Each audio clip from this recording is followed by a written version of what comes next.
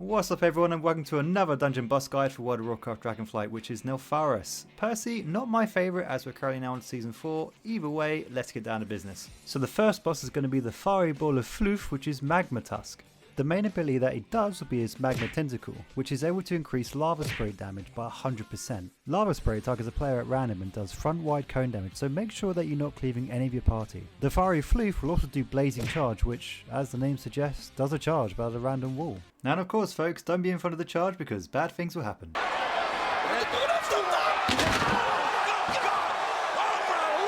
So tanks, make sure to position the boss away from the group and keeping out those lava puddles so that everyone can buy some time on avoiding them. Healers, watch out for magma eruptions, so keep your cooldowns at the ready as the dot will get longer.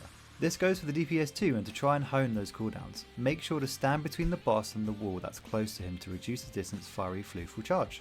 Next one on the hit list is Chargath, Bane of Scales. The main mechanic this bad boy does is Grounding Spear. The boss is going to target 3 players and chain them to the floor, making them slowed by 40%. The players chained need to basically step away from the spear that's chaining them, which then the tank can then kite the boss through the chains to make him trip. Once he gets tripped 3 times, he'll then get stunned. Cast / bash to your heart's content as he'll be taking increased damage until he resets again. Casts such as Dragonflight can be fatal, which also leaves a bleed effect onto any random player, so healers pay close attention as spot heals will be needed. The same goes for Fiery Focus. When the boss runs through a chain, it's going to apply a stacking dot onto the group. The longer those chains are from the spear, the more help you're going to give the tank to break them off you. Oh, forgot to mention, every second you spend holding the chain, you're going to take damage. Sorry, healers.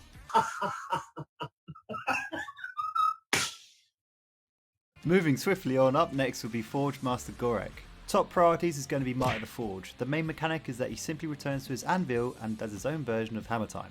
When Gorek hits his hammer on the anvil, it's going to do group-wide damage. So once he's done crafting the hammer, he'll then throw a shield at a random player called Blazing Aegis. This will target a random player, causing a large X of lava cinnamon swirls everywhere to spawn from their location, so they have to be dodged.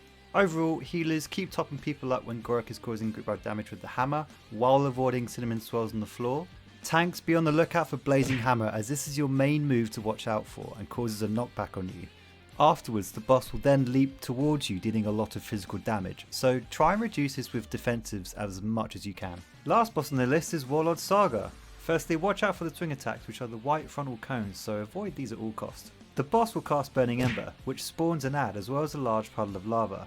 The ad will then target a random player and slowly walk towards them. Whenever the ad walks into an area of the floor that isn't lava, it's going to drop another lava puddle. So be sure to have a couple of CCs at your disposal.